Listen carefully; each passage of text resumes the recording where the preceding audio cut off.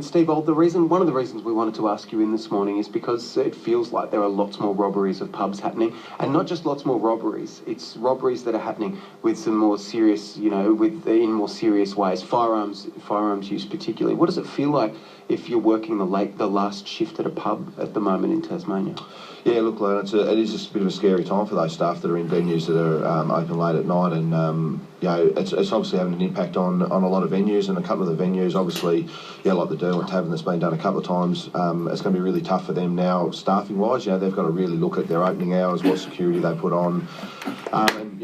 what sort of impact that has on the local community. I mean, you see some of the local drinkers up there the other day coming out saying, enough's enough. They don't want people, if this is going to happen anymore, they want to tackle it. And I guess the issue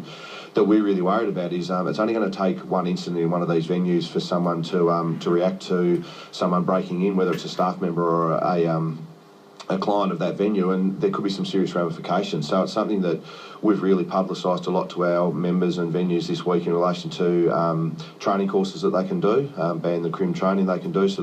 and that's really about educating the staff as to what they need to do to remain safe and handle the situation rather than tackling the situation, so to speak. But it's a real wake-up call for our industry to make sure that when you are part of a late-night trade that you are aware of the consequences and issues that can be around. And the worrying trend for us is that, and it was in the paper today with the police union saying that, and Paul is probably just as experienced to talk about this as me from being in Parliament, but obviously, when you do have drop in police numbers like we have had and then the incidents show that crime is starting to go up, our worrying factor is that if this trend starts to continue, then it's very hard to start to pull back. So, but you're also saying, Steve, that you worry that locals are going to try and tackle people that rob stores, and then who knows what the consequences will be. Yeah, look, and as we've said in the media a lot this week, I mean, the one issue at the moment, we don't understand there's been any staff seriously affected by this, but some of the effects of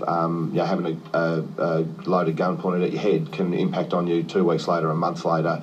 3 months later. And again, I'm not a health expert, but I know this from talking to a lot of the police and health people that we've chatted to, and so the impacts might not be seen yet. And as I said, what worries us is it always only takes one person, or as I chatted to a police officer yesterday who said to me, the worrying part is as these the people doing the crimes